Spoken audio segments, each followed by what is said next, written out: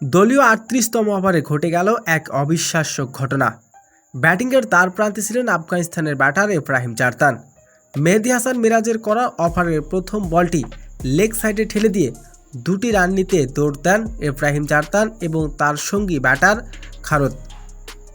কিন্তু এখানেই ঘটে যায় এক নাটকীয়তা। বাউন্ডারি লাইনের কাছ থেকে তড়িঘড়ি করে আসেন তানজিদ তামিম, একদম নির্ভুল লক্ষ্যভেদ করে বল ছুড়ে দেন, সরাসরি গিয়ে স্টাম্পে আঘাত আনেন।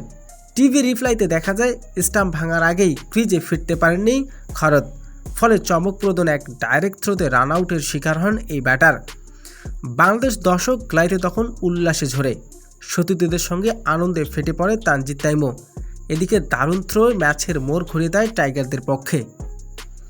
তবে আফগানিস্তানের বিপক্ষে ৩ ম্যাচ ওয়ানডে সিরিজে আছে দ্বিতীয় ম্যাচে মাঠে নেমেছে বাংলাদেশ, যেখানে টস জিতে আগে বোলিং করার সিদ্ধান্ত নেন বাংলাদেশের অধিনায়ক মেহেদী হাসান মিরাজ।